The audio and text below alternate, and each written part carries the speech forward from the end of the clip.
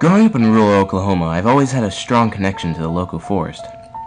I spent a great deal of my childhood there. You could say it was my home away from home. Days on end were spent on my adventures out there. Many people fear the woods at dark these days. The sounds of wild animals wandering about is enough to keep many people from the city home once the sun sets. Which is how I liked it. With none of those ignorant fools around, I could set up my shelter and sleep without worry of the local bozos from stumbling onto my camp. I wasn't very popular, you see, but that doesn't matter now. I was fearless in those woods.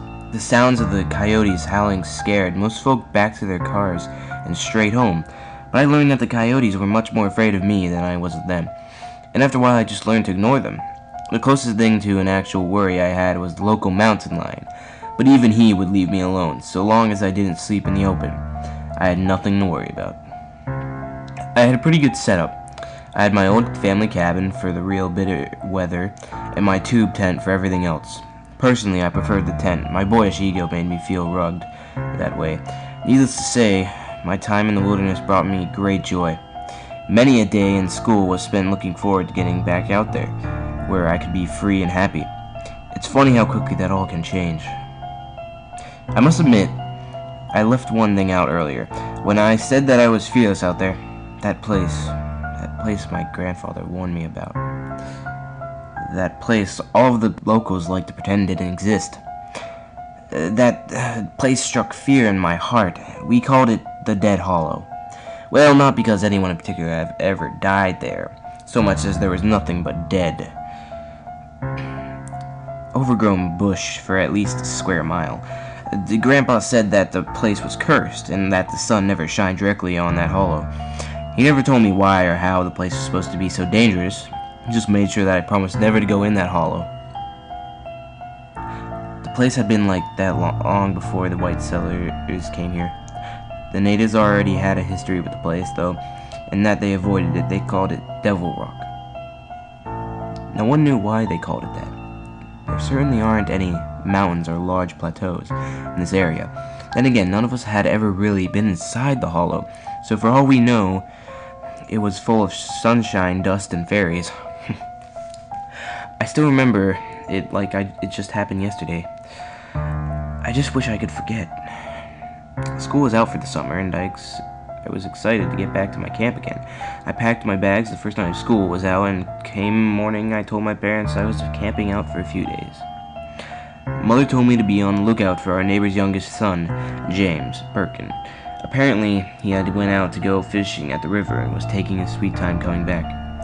His parents figured he was having too much fun to come home. I personally figured the little idiot had gotten lost on his way back. The boy had no sense of direction. How his parents let him out and be about is beyond me.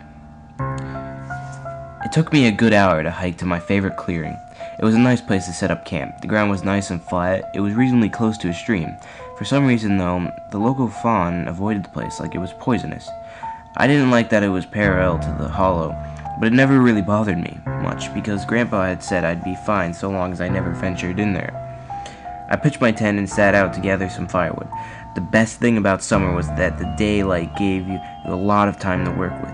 It didn't take long for me to gather enough wood to last me about 2 days. I still had a few hours left before sundown. I figured I'd go check the river and see if I couldn't find what James had gotten himself into. It didn't take me 10 minutes to get the lowest point in the river, which happened to be James' favorite fishing spot in the area. Oddly enough, I couldn't find James anywhere. After poking around for a minute, I found his fishing pole and tackle box. But no James in sight. I called out to him, but it was met with no response. That's when I noticed a small set of boot prints in the dirt along the shoreline. There was no mistake. These had to be James' footprints. The footprints led away from the river, and to my shock, straight towards the hollow. James has been warned to stay away from that hollow, just as I had been, and in all of his years out here, he never ventured towards the place. I dare say he was more frightened of it than I was. My thoughts turned to horror as I imagined poor James stuck out here, near the hollow after dark. I just had to find him. I followed the tracks he left for a ways before I had to stop. Just as I had feared, the tracks led straight into the dead hollow. I thought about turning back and just leaving James to his own stupid fate. I'm ashamed to say that I wished I had. James had left a clear enough path to follow, but I just wasn't moving fast enough. I was running out of daylight and had to find him fast. There was no way I'd ever got dead in that place after dark. I started to notice something off about the hollow. I knew damn well that there was still a few hours left before sundown, but the hollow was already very dark. It was like the sun refused to shine on it. The deeper I got into the hollow, the worse things got. I noticed the animals, or should I say the lack, thereof. There were no traces of any living creature, no birds, no chirping, no squirrels prancing in the bush, just the sound of complete silence. I soon felt myself experiencing an awful case of the chills. I felt my arms and they were cold to the touch. For late May, it sure felt like the middle of December. The worst part, by far, though, after a while, I had the unshakable feeling that I was being watched.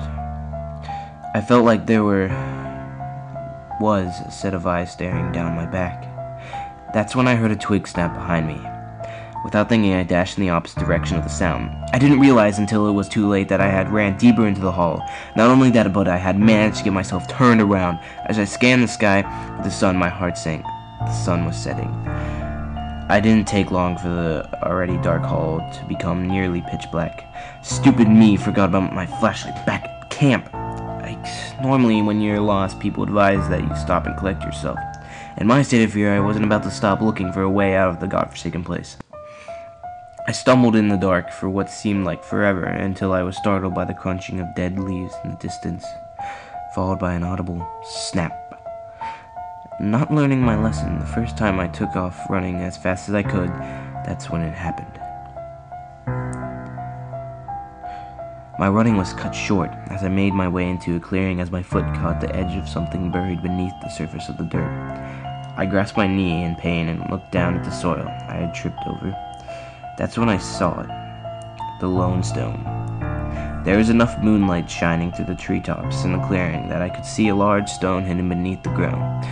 Upon further examination, I realized that there was no grass around the rock, and the rock itself seemed to have some kind of circular carvings on it. The carvings didn't look like they'd come from anything natural, like erosion, but more like they'd been cut into the stone with a very sharp tool. It was so strange, there just seemed to be something wrong about the stone. Just looking at it made me feel disparaged. Like something inside me wanted to lay down and die. My ears began to ring loudly and my stomach turned as I doubled over to the ground in pain.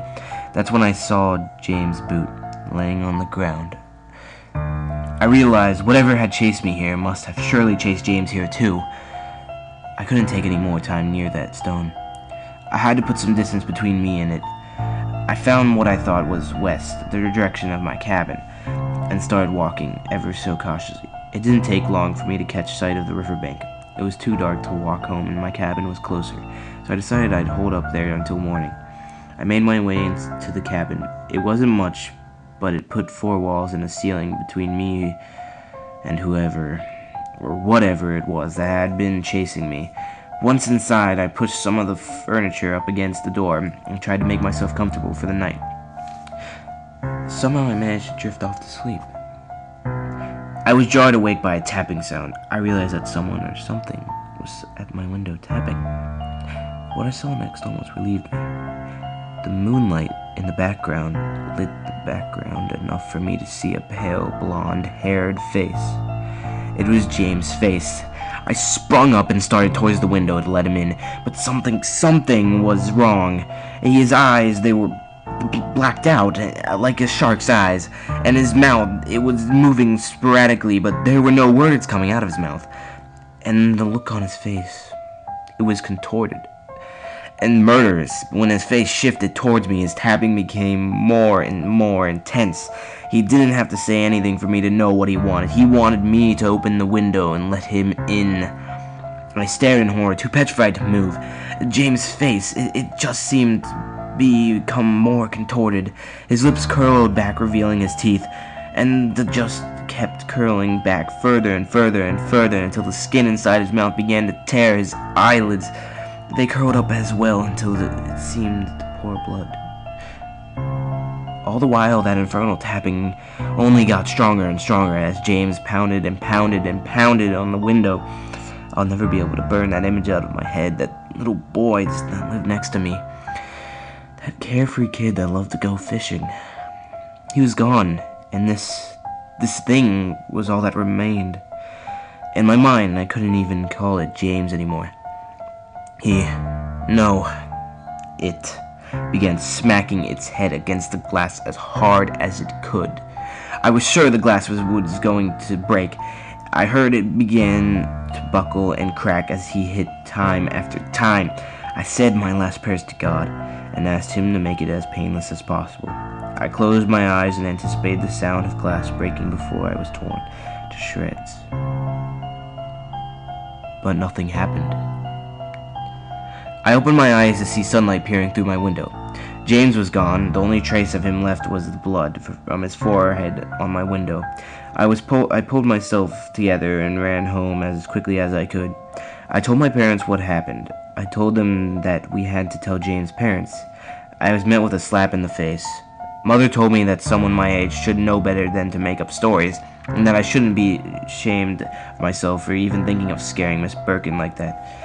Grandpa was eavesdropping on the conversation, though. After my parents were through chewing me and telling me how I'd be grounded until the second coming of Christ, he pulled me aside and took me upstairs. He told me that he believed me, and that James was dead. He told me that in every forest there is a stone, a lone stone. These stones have been there since before the time of man.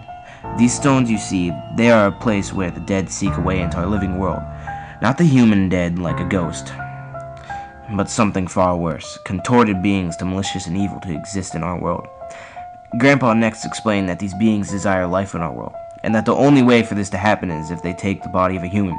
He explained to me that their true form cannot be hid through the body of a human, and that in the end, the body of whomever the took would end up contorted and hideous, just like them. Lastly, that unless they could continue to find a new body, that they would have to return to the stone, to wait for the next poor soul to wander across them. Grandpa said he'd call the police to tell them where Jane's body could be found. He told me that they'd find Jane's body twisted and contorted over the lone stone, where the spirit was forced to return. Sure enough, when the police investigated their area, they found James, or at least his body. Just as Grandpa said, he was bent and twisted nearly beyond recognition. They initially thought that he had been in some sort of car accident, but that was ruled out. In the end, his death was attributed to murder. It was no surprise that both me and my grandfather were examined as suspects. After a while, though, we were both ruled out. No killer was ever found. People still think that I killed James, that I twisted his body like a pretzel. Of course, they wouldn't believe that the stone had killed him. I've never gone into those woods since that happened. I'm so afraid that the stone might reach out again for me like it did before, and that I, like James, will end up twisted and contorted over the lone stone of the dead hole. I write this tale not to scare you, but to warn you. Beware the lone stones. Beware the dead places of the forest, for these places that aren't meant to be trespassed upon. Stay away, far away, unless you want to end up twisted and contorted like James.